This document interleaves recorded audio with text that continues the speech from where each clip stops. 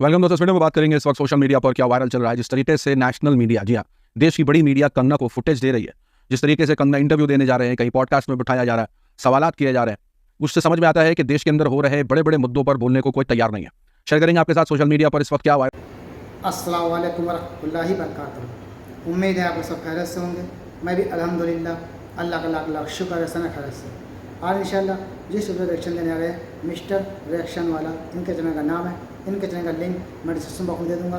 आप लोग channel subscribe करिएगा और मेरी वीडियो को तक दीजिए। ये वायरल खबरें आपकी खिदमत में लेके आए हैं, आज की नई लेटेस्ट वायरल खबरें में आज हम बताएँगे आपको। देखेंगे हम लोग कि कंगना रनावत की एक फिल्म आ रही है, उसका प्रमोशन के लिए तमाम मीडिया में जाया जा रहा है, इधर उधर हर तरफ मतलब जा रही हैं, तमाम बड़े बड़े चैनल में जा रही हैं। और हम यही बताएंगे इस वीडियो के ज़रिए से कि कोलकाता में जो हुआ है हॉस्टल में लेडीज़ डॉक्टर के साथ, उसके बारे में अपडेट शेयर करेंगे। और कल्याण से मुंबई की ट्रेन में जो बुजुर्ग के साथ बदतमीज़ी बदसलूकी लोगों ने की है, उसकी भी अपडेट हम शेयर करेंगे। तो इस वीडियो को एंड तक ज़रूर देखिएगा और अच्छी लगे तो इसको शेयर भी करिएगा। तो चलिए बिना देरी की वीडियो स्टार्ट करते हैं, फिर उसके बाद बात करते हैं। वेलकम दोस्तों, इस वीडियो में बात करेंगे इस वक्त सोशल मीडिया पर क्या वायरल चल रहा है। जिस तरीके से नेशनल मीडिया, जी हाँ, देश की बड़ी मीडिया कंगना को फुटेज दे रही है, जिस तरीके से कंगना इंटरव्यू देने जा रहे हैं, कहीं पॉडकास्ट में बिठाया जा रहा है, सवालात किए जा रहे हैं, उससे समझ में आता है कि देश के अंदर हो रहे बड़े बड़े मुद्दों पर बोलने को कोई तैयार नहीं है। शेयर करेंगे आपके साथ सोशल मीडिया पर इस वक्त क्या वायरल चल रहा है और किस तरीके से जो है वो लेटेस्ट अपडेट निकल के आ रहे हैं, चाहे वो कल्याण और मुंबई ट्रेन के बीच जो हुआ उसके मामले पर क्या अपडेट है, कोलकाता में हुए हॉस्पिटल के अंदर जो वारदात हुई है उसके मामले पर क्या अपडेट है। कई सारी अपडेट्स होने वाले हैं जहां भारतीय जनता पार्टी के नेता खुद ऐसे कामों में लगे हैं जिसका सोशल मीडिया पर खुलासा हो रहा है। मूवी आई है जिसको लेकर के काफ़ी बवाल मचा हुआ है। मूवी का नाम है IC814, जिसको लेकर के फिर से बवाल मच रहा है। शेयर करेंगे आपके साथ छोटे बड़े मामले इस वीडियो में, लेकिन आगे बढ़ने से पहले आप सभी से गुजारिश है चैनल को सब्सक्राइब और रीच के लिए लाइक शेयर कमेंट करना ना भूला करें। कल जो वीडियो बनाई थी वो डीमोनेटाइज कर दी गई थी। वजह आपको मालूम है कि अगर आप सेंसिटिव टॉपिक उठाएंगे तो जानबूझ करके यूट्यूब जो है वो वीडियो को डिमोनेटाइज कर देगा और इससे मोटिवेशन भी नहीं मिलता है। लेकिन जो हमारा काम है वो हम करेंगे। आपका काम सपोर्ट करना है तो कम से कम सब्सक्राइब जरूर कर लिया करिए। पहली अपडेट आपके साथ शेयर कर दे कि जिस तरीके से अपडेट निकल के आई थी कि कल्याण और मुंबई जो ट्रेन है उसके बीच जो ट्रेन के अंदर सफ़र कर रहे थे कुछ यात्री, और एक बुजुर्ग के ऊपर आरोप लगाया था कि वो अपने साथ गाय का मांस लेके जा रहा था, जिसके बाद पूरा बवाल हुआ। अपडेट निकल के आए, BBC ने भी रिपोर्ट पेश करी, उसके हवाले से नए अपडेट है। मैंने आपके साथ कल शेयर किया था कि तीनों आरोपी को बेल मिल गई थी, लेकिन उसके बाद से जिस तरीके से उनकी बेल हुई, सोशल मीडिया पर आलोचना शुरू हुई कि ऐसे सेक्शंस में गिरफ्तारी हुई थी जिसकी वजह से उनकी इतनी जल्दी बेल हो गई, तो उनके ऊपर कार्रवाई होनी चाहिए। और उसके बाद अपडेट निकल के आया कि विपक्ष पार्टी के जितेंद्र अवध और AMIM के लोगों ने मिलकर के जो है वो सेक्शंस को ऐड ऑन करने की बात करी, और अभी रिपोर्ट निकल के आ रही है कि उनकी बेल, यानी तीनों आरोपियों की जो बेल है वो रिजेक्ट कर दी गई है। इसका मतलब यह है कि बहुत जल्दी फिर से इनको अरेस्ट किया जाएगा। साथ ही साथ अपडेट शेयर कर दे कि बंगाल के अंदर गोदी मीडिया का बहिष्कार कर दिया है तृणमूल कांग्रेस ने। जी हाँ, ममता बनर्जी की पार्टी ने 3 चैनलों यानी ABP, आनंद TV, बांग्ला रिपब्लिक और TV9, और इस वजह से क्योंकि जिस तरीके से वो एंटी बंगाल प्रोपेगेंडा कर रहे थे उस वजह से उनका बहिष्कार कर दिया गया है। यानी ममता बनर्जी की पार्टी के स्पोक पर्सन इन चैनलों पर जाकर के बात नहीं करेंगे जिस तरीके से नैरेटिव फैलाया जा रहा था। और जाहिर सी बात है ये सिर्फ बंगाल के अंदर नहीं, नेशनल मीडिया भी ऐसे ही कुछ करती है। किस तरीके से भारत के अंदर से लगातार ऐसे अपडेट्स आए हैं जिस पर सवाल उठने चाहिए, चाहे वो मुसलमानों पर हो रहे हमले हों, चाहे वो और अलग अलग स्टेट के अंदर रेप के केसेस हों, लेकिन इसके बावजूद उनका जो चिंता है, उनकी जो फिक्र है वो बांग्लादेश में हो रहे मामलों पर है। सुधीर चौधरी कुछ ऐसा ही करते दिखाई दिए।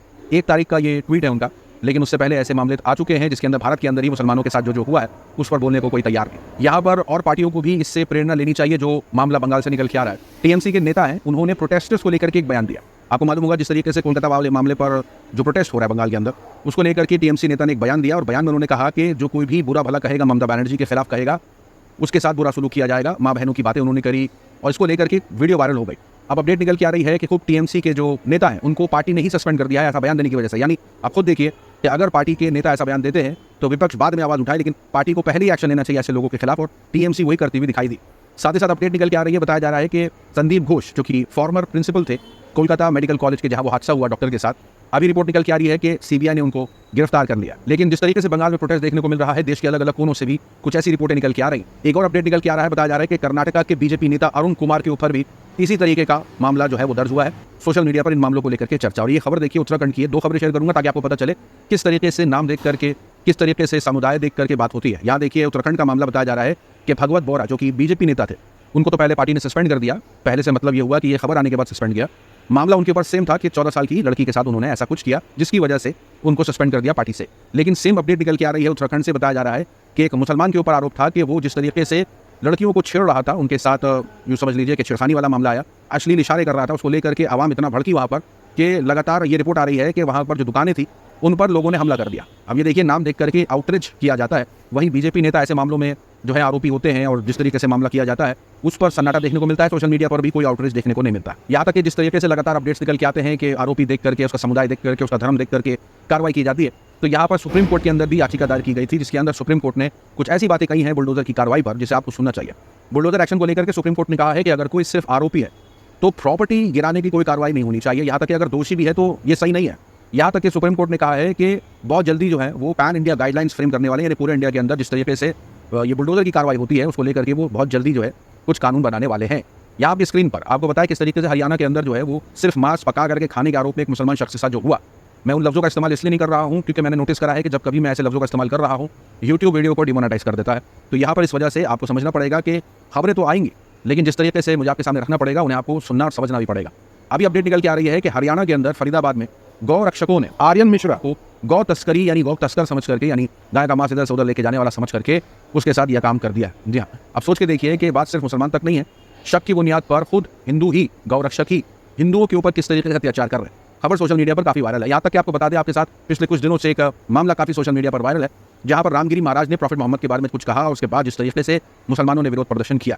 अब इसको लेकर के एक बयान निकल के आया है भाजपा विधायक का, नीतीश राणे है, उनकी तरफ से खुलेआम मुसलमानों को धमकी दी गई है और बोला है कि जो कोई भी रामगिरी महाराज के बारे में कुछ बोलेगा तो मस्जिदों में घुस करके चुन चुन करके उनके साथ मामला करेंगे। अब ये जो बयान निकल के आया है सीधे तौर पर मुसलमानों पर निशाना है, लेकिन अनभक्तों के खेमे में जिस तरीके से इस बयान को डिफेंड किया जा रहा है, एक तरफ तो ये नैरेटिव चलाने की कोशिश की जा रही है कि इसके अंदर मुसलमानों का नाम ही कहा लिया है, तो भाई मस्जिद के अंदर बात करने वाला या रामगिरी महाराज के खिलाफ कोई बोलेगा तो उसके साथ क्या होगा। और पिछले कुछ दिनों से जो अपडेट्स हैं उसके हवाले से अगर अंदाजा हम लगाने की कोशिश करें और मस्जिद लफ्ज़ का इस्तेमाल जो किया गया है अगर सिर्फ उसी पर ध्यान दे तो किस समुदाय पर निशाना है ये बोलने की जरूरत नहीं है। लेकिन अंधभक्त जो है अपनी मर्जी के मुताबिक चीज़ों को ले लेते हैं, पहले ऐसे दिखाते हैं कि ये तो इसलिए बोला नहीं गया है, और फिर आपको मालूम होगा किस तरीके से मौलाना सलमान अजहरी, जी हाँ, जिस तरीके से उनकी गिरफ्तारी अभी भी हो रखी है, अभी तक जो रिपोर्ट है वो अभी भी जेल में ही है, और उन्होंने तो किसी समुदाय को डायरेक्ट बोला भी नहीं था, उन्होंने ना मस्जिद बोला ना मंदिर बोला, इसके बावजूद उनको जेल काटनी पड़ रही। यहाँ पर खुलेआम मस्जिद के अंदर घुस करके बात करी है उन्होंने, जिसको लेकर के एक तरफ तो डिफेंड और दूसरी तरफ ये कहा जा रहा है कि जिहादियों को खुली चुनौती दे दी है, यानी अनभक्तों में ही कंफ्यूजन चल रहा है, आपस में ही नहीं बात कर रहे कि कौन सा नैरेटिव सेट करना है। एक तरफ चल रहा है कि जिहादियों को खुलेआम कहा है, शेर है ये, और दूसरी तरफ जो है ये कहा जा रहा है कि उन्होंने मुसलमान का नाम ही कहा लिया। साथ ही साथ आपको बता दें कि एक मूवी IC 814 को लेकर के विवाद हो गया है। सुबह खबर निकल के आई थी कि ministry of information and broadcasting की तरफ से नेटफ्लिक्स इंडिया के हेड कंटेंट हेड को बुलाया गया है, उनसे पूछताछ के लिए उनको बुलाया गया है। उसके बाद ये भी खबर निकल के आई है कि दिल्ली हाईकोर्ट के अंदर PIL फाइल की गई है इस सीरीज़ के ऊपर। IC 814 एक सीरीज़ है अनुभव सिन्हा की, और इस मूवी के अंदर उन्होंने 1999 में जो हाईजैक हुआ था प्लेन, उसको लेकर के पूरा एक सीरीज़ बनाया है जो इस वक्त काफ़ी वायरल भी है और इस कंट्रोवर्सी के बाद ज़्यादा वायरल है। अब हुआ यह है कि बॉलीवुड का बाइकआउट इसलिए चल रहा है, ये सारा कुछ इसलिए चल रहा है, विवाद इसलिए हो रहा है क्योंकि इस मूवी के अंदर जो हाईजैकर्स थे, जो आतंकी थे, उनके नाम को भोला बताया गया है, शंकर बताया गया। अब इस नाम को लेकर के विवाद है और अनभक्तों की तरफ से ये चल रहा है कि आतंकियों के नाम तो इब्राहिम थे, शाहिद थे, सनी थे, जहूर थे, शाकिर थे, तो ये कहाँ से आ गया कि भाई शंकर और भोला।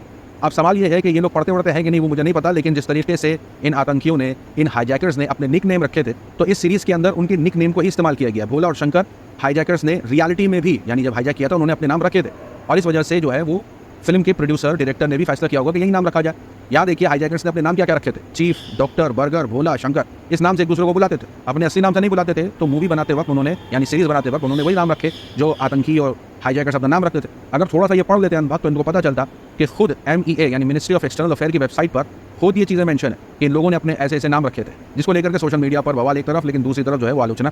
सवाल ये है कि किस किस को एंटी नेशनल बोलेंगे, किस किस का बाइकआउट करेंगे, क्योंकि अनीता जोशी जो कि हॉस्टेज थी उस मामले में, जहाँ एयरक्राफ्ट के अंदर जो हाईजैक हुआ था उसके अंदर ये हॉस्टेज बनाई गई थी, इन्होंने खुद कहा है कि किस तरीके से वो अपने नामों को लेते थे, और उनमें से एक दो लोगों ने अपने नाम शंकर और भोला भी रखे थे। अब ये लगातार बाइकआउट चल रहा है सीरीज़ का, और उसके पीछे सोशल मीडिया पर यह कहा जा रहा है कि यही वो लोग हैं जो कंगना की मूवी के अंदर जब सेंसर बोर्ड ने कुछ कट लगाने की बात करी थी तो ये बवाल मचा रहे थे कि कहाँ गया freedom of speech, freedom of expression, कहाँ चला गया। अब खुद इस पूरे मामले पर बवाल करते हुए दिखाई दे रहे हैं। सोशल मीडिया की वायरल खबरों में आज के लिए इतना ही। अपनी राय सुझाव कमेंट पर जरूर बताएं। मिलो तो दोस्तों, ये हमारा रिएक्शन जो हमने देखा वायरल खबरों का, और उम्मीद है वीडियो अच्छी लगी होगी, आप लोगों को अच्छी लगी तो इसको शेयर जरूर करिएगा, और मेरे चैनल पर नए हो तो सब्सक्राइब करिएगा, लाइक करिएगा, बेल आइकन जरूर दबाइएगा।